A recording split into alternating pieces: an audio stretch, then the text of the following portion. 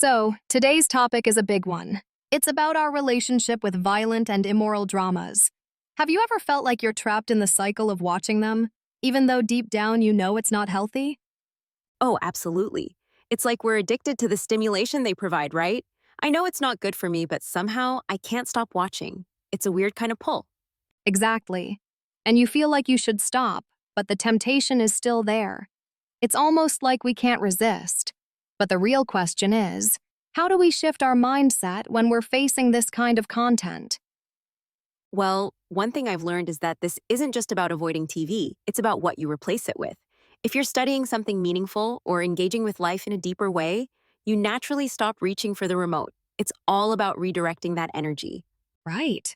It's like how, when people are truly immersed in learning or personal growth, they just don't have the time or energy for those dramas. They become irrelevant. You move away from that kind of stimulation because you're invested in something that brings you more joy and peace. Exactly. The teachings of grand nature say that everything you see or hear is energy. And when you constantly absorb negative energy, whether it's through fighting, cursing, or just violent content, you're actually inviting that energy into your life.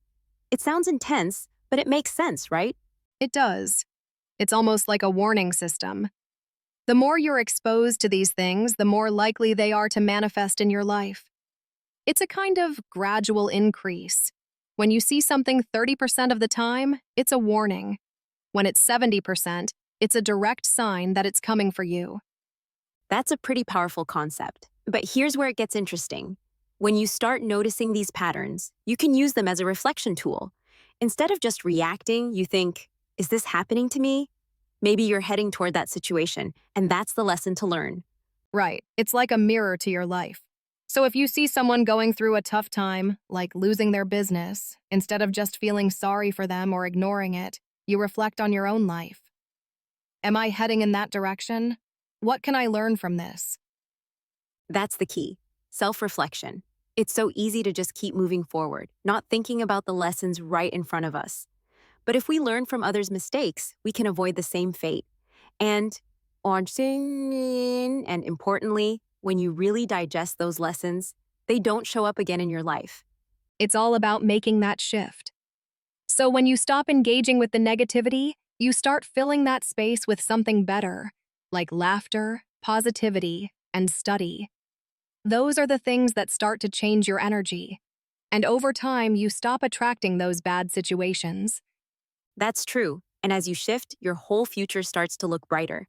You move away from the TV, from the chaos, and into something more meaningful. It's a gradual process, but it's worth it. And here's something even more interesting.